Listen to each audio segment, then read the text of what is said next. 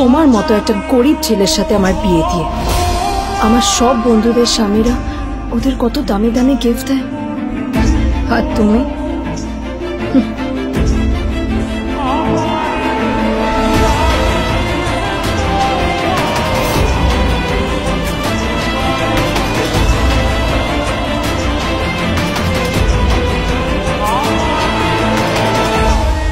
আদ্রিতা তার বাবার কথায় নীলকে বিয়ে তো করেছিল, কিন্তু ও শর্ত দিয়েছিল যেন বাড়ির বাইরের কেউ না জানতে পারে যে নীল ওর স্বামী। নীল ওই বাড়িতে ঘর জামাইয়ের মতো থাকলেও ও যেন ওখানে একজন চাকর ছিল। সবাই ওকে অপমান করত। ওই বাড়িতে না ও ঠিক মতো খাবার পেত, আর না ওর কোনো আলাদা ঘর ছিল। কখনো কার্পেটের উপর ঘুমতো, তো কখনো আবার পোষা কুকুরের ঘরের পাশে নীলকে ঘুমোতে হতো। হাত খরচ মেটাতে ও এক জায়গায় ওয়েটারের কাজও করত। আদ্রিতা তার বন্ধুদের বলেছিল যে আদ্রিতা বিদেশে বিয়ে করেছে, আর তার স্বামী লন্ডনের একজন খুব বড় বিজনেসম্যান। কিন্তু যখন আদ্রিতার বন্ধুরা ওকে ওদের স্বামীদের দেওয়া দামি দামি গিফটগুলো দেখাতো, তখন লজ্জায় ওর ভিতরটা পুড়ে ছাই হয়ে যেত।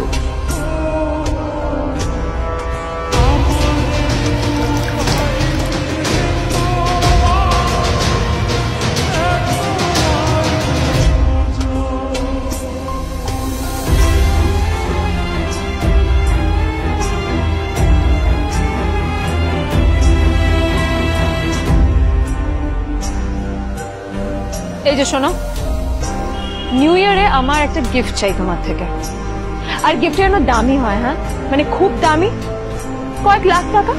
ওকে? কয়েক লাখ টাকা? কিন্তু অদ্রিতা, এত টাকা আমি একসাথে কখনো দেখিনি। তোমাকে এত দামি গিফট আমি কি করে দেবো? এটা তো তোমার বিয়ে করার আগে ভাবা উচিত ছিল। একজন পুরুষ মানুষ হয়ে নিজের স্ত্রীর এইটুকু ইচ্ছা তুমি পূরণ করতে পারবে না? স্ত্রীর এই কথাগুলো নীলকে আহত করে। নিঃশব্দে ওখান থেকে চলে যায় নীল।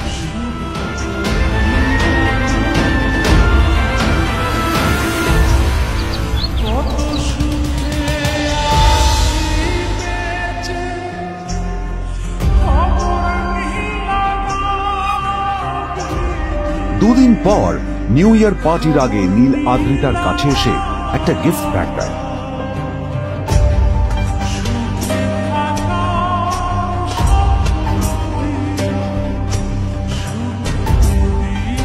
আদ্রিতা মুখ বেজার করে বাক্সটা খুলল, তবে তারপর বাক্সের ভেতরে গিফটটা দেখতেই ও চমকে গেল।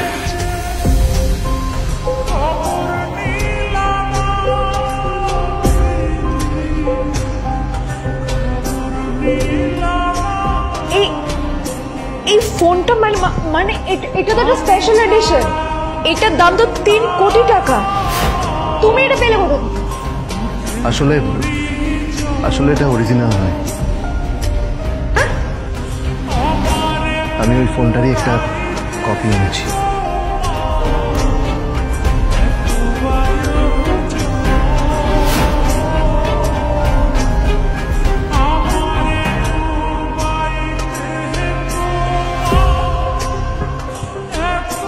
কিন্তু আদ্রিতার নীলের কথা একটু সন্দেহ হয়, কারণ ফোনটা দেখে একেবারেই আসল বলেই মনে হচ্ছিল।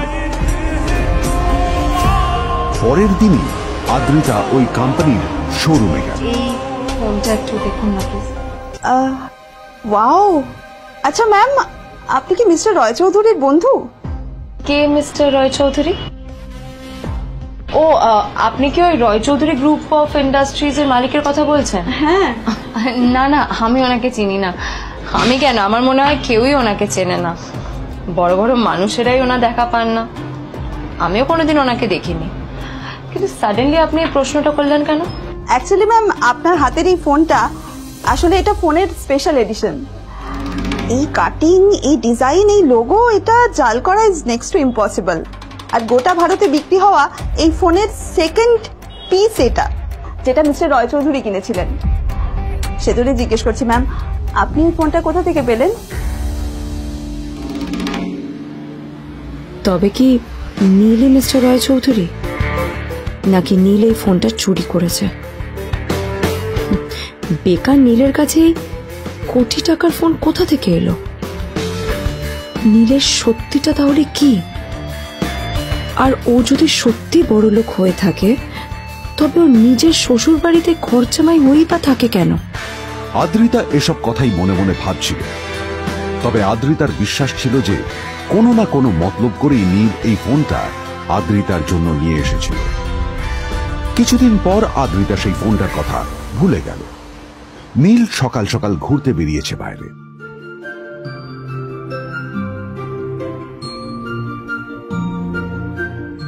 কটা বাজে রে?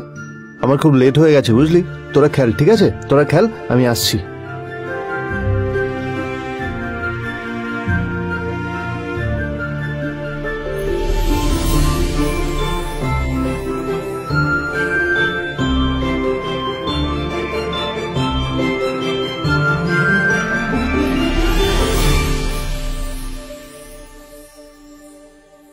নীল, জল পড়ছে না কেন দেখো না। নীল, নীল, নীল কোথায় গেল? নীল,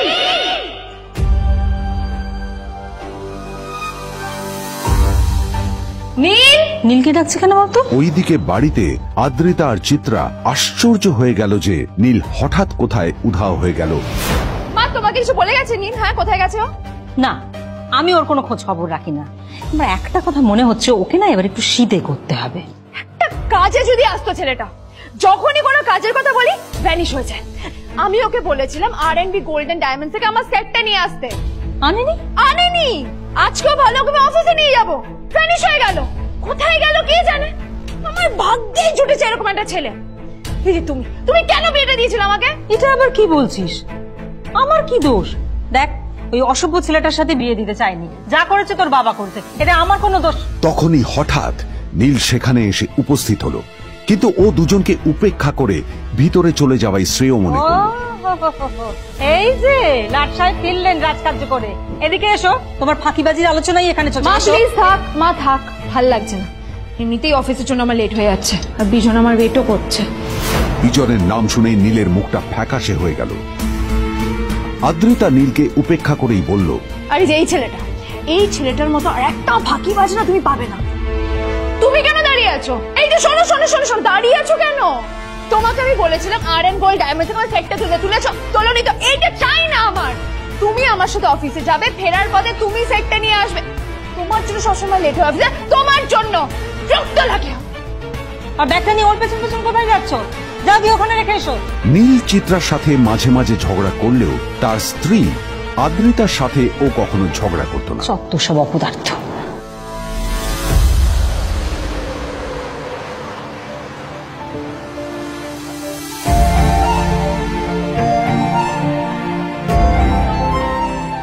কিছুক্ষণের মধ্যেই তারা আদ্রিতার অফিসে পৌঁছে গেল। আদ্রিতা গাড়ি থেকে নামতে নামতে দেখলো যে তার কাছে অনেকগুলো ফাইল আছে। নীলের দিকে তাকিয়ে ওকেই ফাইলগুলো নিয়ে ভেতরে আসতে বলল। তোরা হা করে দাঁড়িয়ে আছো কেন? ফাইলগুলো নিয়ে ভেতরে এসো।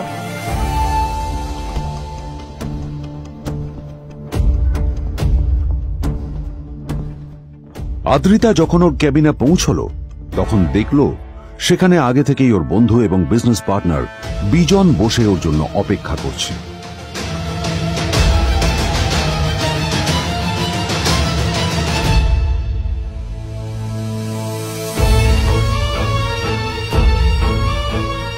কোথায় ছিলে বলো? আমি 1 ঘন্টা ধরে তোমার জন্য এখানে ওয়েট করছি। এই লোকটার কি কোনো কাজকর্ম নেই? 1 ঘন্টা ধরে বসে আমার স্ত্রী আদ্রিতার জন্য অপেক্ষা করছে। সরি বিজন, আমি খুবই দুঃখিত যে বাড়ির কিছু লোকের জন্য না আমার সবসময় লেট হয়ে যায়। আদ্রিতার কথা শোনার পর বিজনের 1 ঘন্টা অপেক্ষা করার অভিযোগ 1 মুহূর্তের মধ্যে মিলিয়ে গিয়েছিল। কি হলো? হাসছো কেন? লটারি পেলে নাকি? লটারি? হ্যাঁ, তুমি আসা মানে আমার কাছে লটারির থেকেও বেশি দাম।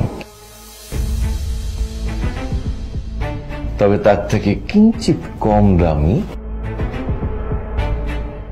একটা গিফট আমি তোমার জন্য এনেছি।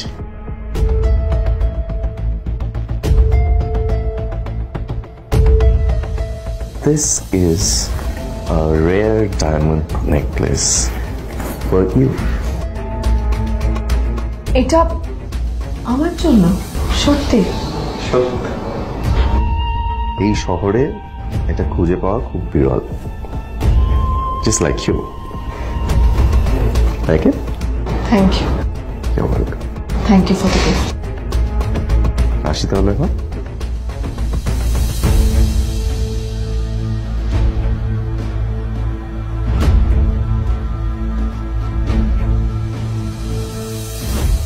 আদ্রিতা, আমি আজ পর্যন্ত তোমাকে কোনো রকম উপদেশ দিইনি, কিন্তু আজ আমি তোমাকে বলতে বাধ্য হচ্ছি।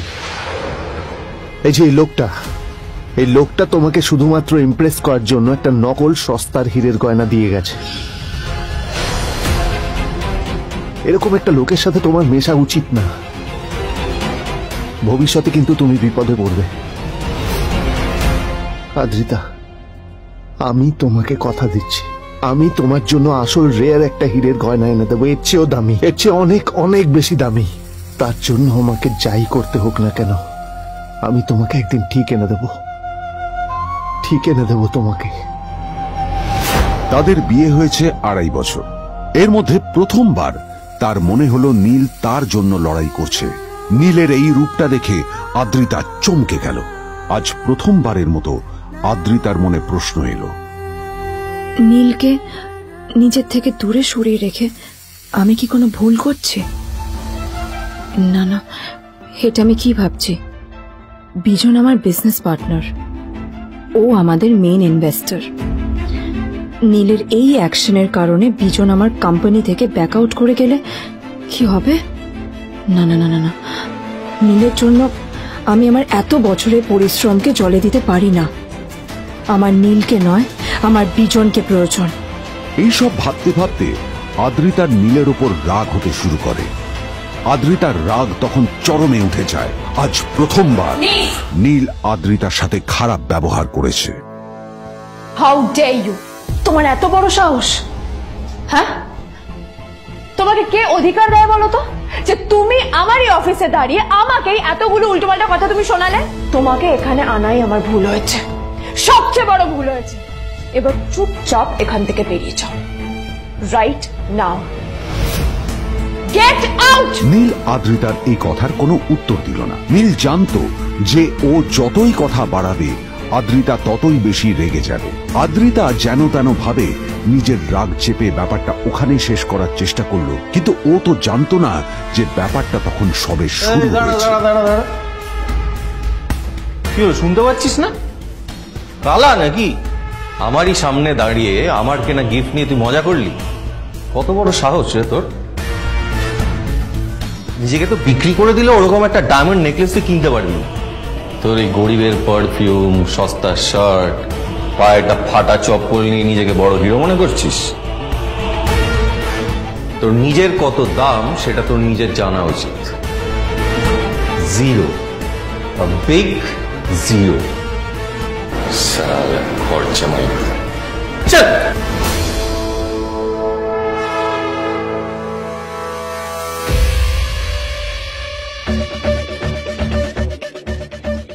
নীল তখনও ঝামেলা করার মেজাজ ছিল না, কিন্তু যখন কেউ অন্যের নীরবতা সুযোগ নিতে শুরু করে তখন কথা বলাটা প্রয়োজন।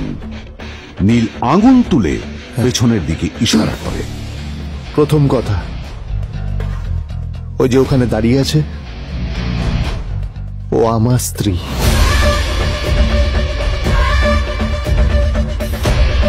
তাই আমার স্ত্রীকে তোমার নেকলেস দেওয়ার কোনো অধিকার নেই। ওকে যদি নেকলেস দিতে হয় তাহলে আমি দেব। তাই এসব ফ্রডগিরি বন্ধ করো। আর দ্বিতীয় কথা,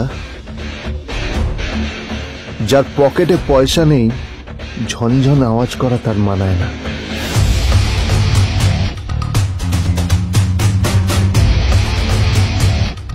নীল বিজনকে তার সোয়াগ দেখিয়ে বেরিয়ে গেল।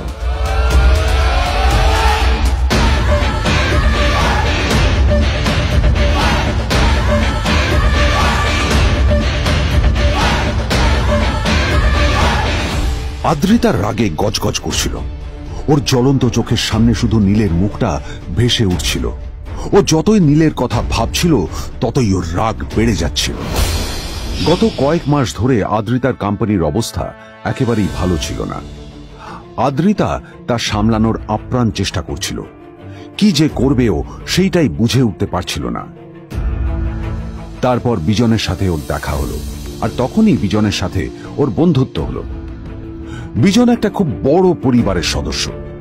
আজ বিজন শুধুমাত্র আদ্রিতার কোম্পানির একজন বিজনেস পার্টনারই নয়, সাথে বড় ইনভেস্টরও। আর শুধুমাত্র বিজনের কারণেই আদ্রিতার কোম্পানি এখনো চলছে। এই কোম্পানির সমস্ত লস বিজনই বহন করে এবং আদ্রিতারও